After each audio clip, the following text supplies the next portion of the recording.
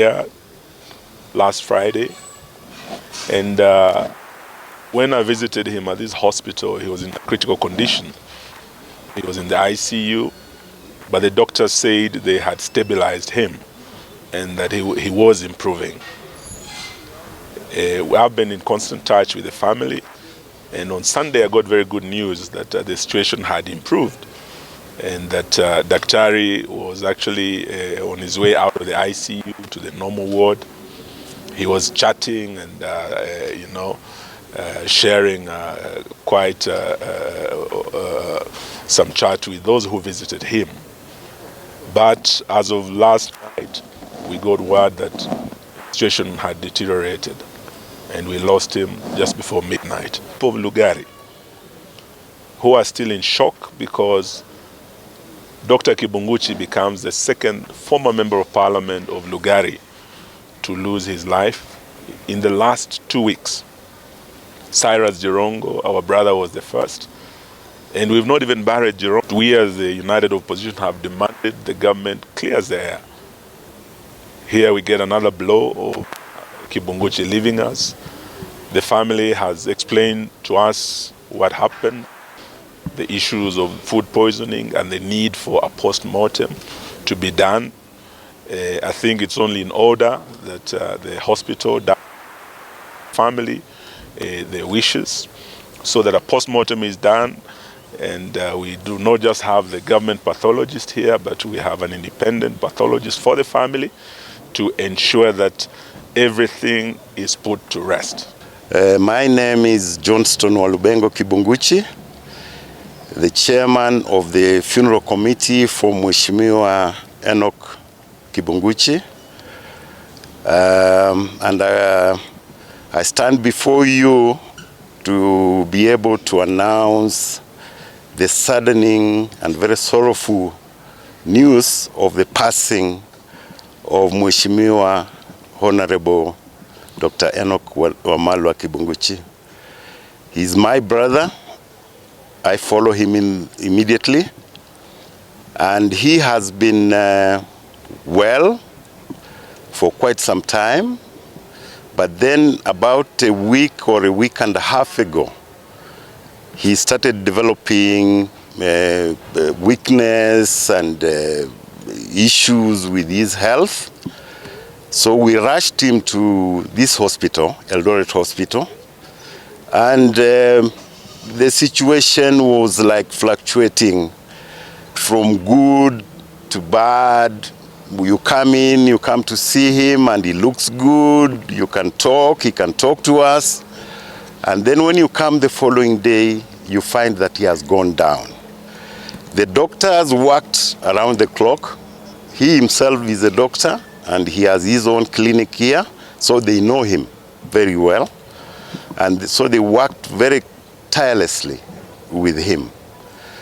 But then the condition continued to deteriorate as he stayed here. So we tried our level best, and yesterday it was so bad, so heavy on us, because when we were and they stopped even treating him with his blood clot situation because of the antibiotics that they were giving him for the infection. Then the lungs kept on failing, and then his kidneys kept on failing. The blood count, we have pumped in almost 3 or 4 or 5 pints of blood, but whenever they do the blood count, it's still down, and there was severe bleeding from the intestine. We do not believe, I strongly personally do not believe that that's a normal food poisoning, because it looks like whatever was happening was just very aggressive, and maybe it's a different substance that was introduced into my uncle's body that was giving us all these challenges. We even felt sorry for the doctors, because sometimes, they'll come and tell you they're dealing with 4 or 5 different things. They're dealing with, with failing kidneys. They're dealing with a blood clot that they can't find. They're dealing with intestinal bleeding in the stomach. They're dealing with the heart, breathing issues. So you could tell the doctors don't even know what to actually focus on, because if you focus on this one, that is coming back and something like that. So that's why we strongly feel that there was foul play. Our uncle has been a very healthy individual, very healthy human being for as long as we have known the guy. So this is what strongly makes us believe that there was some foul play, which further investigation is needed. Maybe after the post-mortem, we can be able to communicate further what might have happened, especially as we are now going back to retrace his steps of what happened when and where. And came to ICU on Friday. But he's been ill for about a week before we brought him to the hospital. 10 days. About 10 days, yes. So by the time he came over here is when we were trying to just take care of him at home. But then it became like whatever we were taking care of was not going away. So that's when we brought him to the hospital. So we were thinking it was something else, you know, maybe some blood pressure or just something that maybe we had missed in his lifetime. But when the doctors did the test and they came back saying that it was food poisoning, so it's when it raised a very huge flag, and we began retracing back, like where did this food poisoning come from? The aggressiveness of the food poisoning is what is concerning us, because I know when you have food poisoning, it takes you 2 days, you use the bathroom a little bit here and there and take some fluids and you come back. Josephine. And actually, I don't even know how I had to begin. But all I want to say is that thank you everyone for coming here to condole with us. It's still a dream. Sometimes you want to believe it's just a dream. It's like we are waking up to reality today, to realize that Dr. is no more.